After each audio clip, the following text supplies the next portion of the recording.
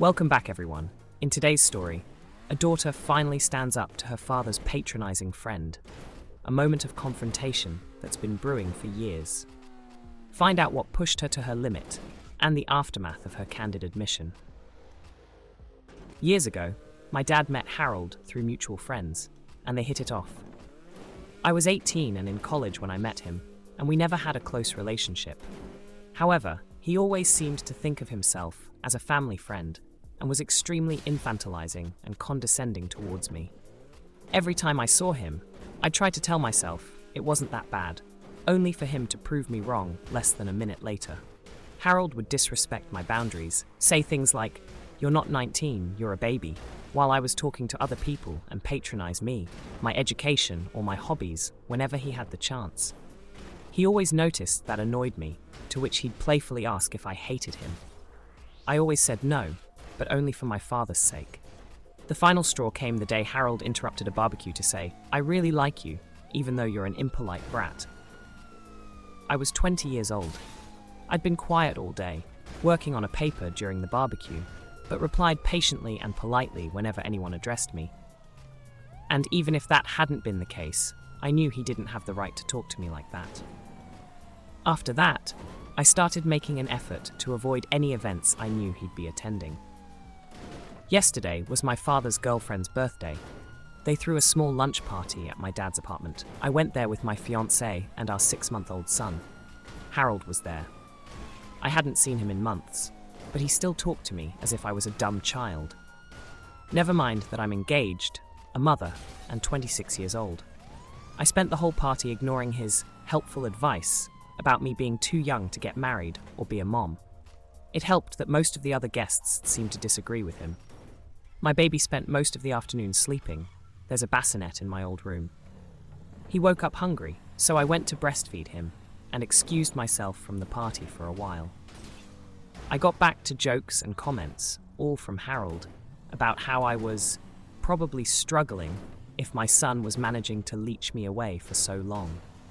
He went on to interrupt a conversation I was having with another of my dad's friends to question pretty much everything about my parenting. He doesn't even have custody of his daughter, by the way. And to make more comments about my age, I decided I couldn't take it anymore after he asked if I'd thought about giving my baby up for adoption. I got my son and told my fiancée we were leaving. We said goodbye to everyone except Harold. When we got to the door, Harold came to ask why we were leaving. I tried to make up an excuse, but he kept trying to make us stay. After a small back and forth, he jokingly asked if I hated him. And this time, I said, "Yes, I do. Can we go now?" He didn't say anything, and we left. On the way home, my fiancé said he was proud of me. My father called this morning to say the opposite, and we had a small fight, but ultimately decided to drop the subject. I'm sure this isn't over, but if it keeps going, it won't be because of me. This is far from my proudest moment, and a small part of me regrets it, but I'm done with that guy. I don't think Harold is in love with me. Harold didn't tell me to give up my son. He asked if I'd thought of doing so when I got pregnant. It was still an awful question, especially since he interrupted a conversation I was having with someone else.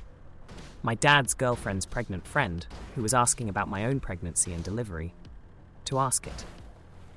I don't like making a big deal out of things unless necessary. If I'm uncomfortable, I leave. If I don't like someone, I avoid them. It's usually less stressful. The fight between me and my father ended when I told him about the adoption comment. I don't think he gets that's not the only reason I left, but it was definitely what broke the camel's back. I really don't need my father to stop being friends with Harold. He's a grown man capable of making his own crappy decisions. I never told my dad I hated Harold because I never thought I had to like him in the first place. He's my father's friend, not mine. And I've been distancing myself from Harold since I was 20, meaning I haven't seen him much in the last 6 years. My fiancé was on the other side of the room and wasn't listening to Harold's comments. I filled him in when we got to the car. He's 100% on my side. If you've ever had to deal with someone who just couldn't respect your boundaries, today's story definitely resonated with you. Remember to stand up for yourself, set those boundaries firmly, and don't hesitate to join us for for more empowering discussions in our next video.